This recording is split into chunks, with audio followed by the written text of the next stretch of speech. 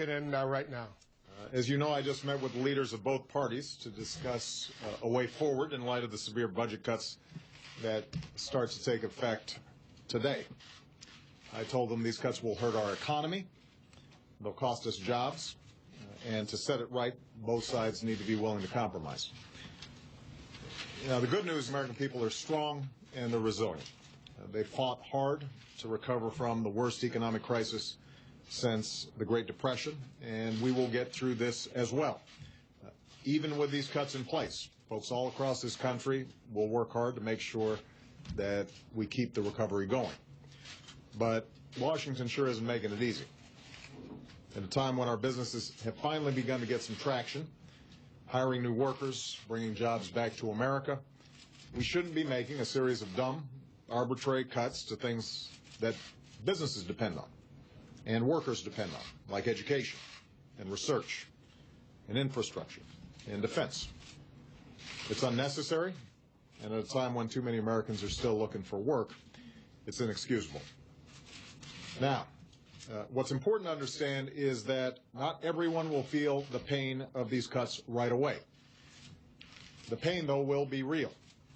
Beginning this week, many middle-class families will have their lives disrupted in significant ways. Businesses that work with the military, like the Virginia shipbuilder that I visited on Tuesday, may have to lay folks off. Communities near military bases will take a serious blow.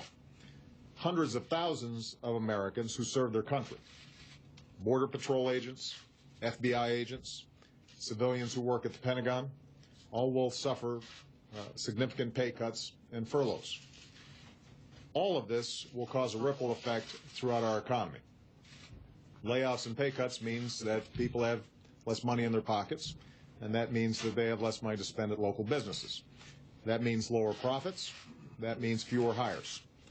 The longer these cuts remain in place, the greater the damage to our economy, a slow grind that will intensify with each passing day.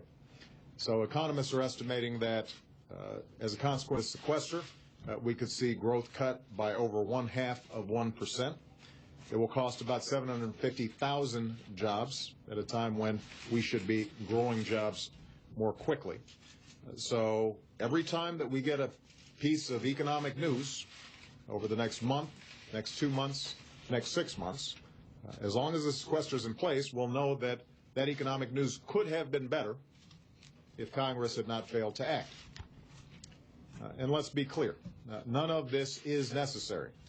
It's happening because a choice that Republicans in Congress have made.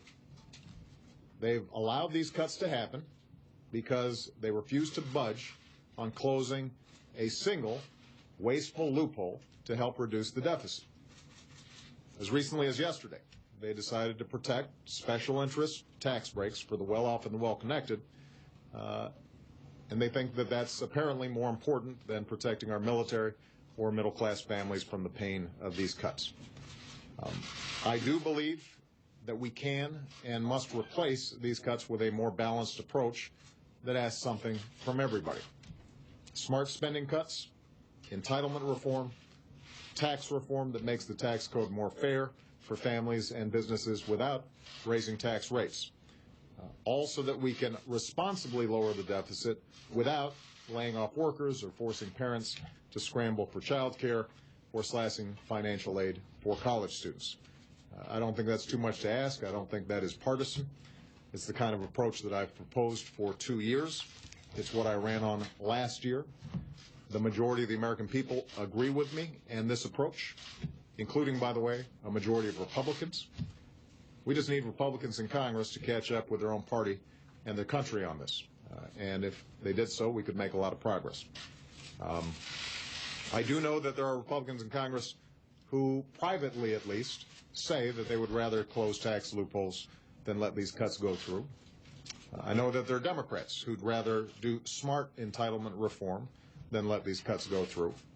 So there is a caucus of common sense up on Capitol Hill. It's a silent group right now, and we want to make sure that their voices start getting heard.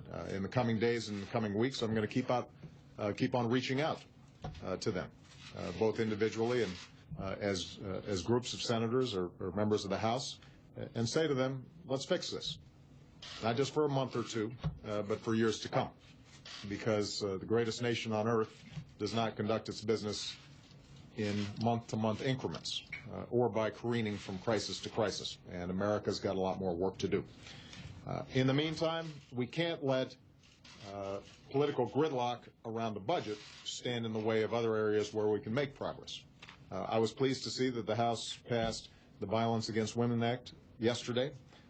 That is a big win for not just women, but for families and for the American people.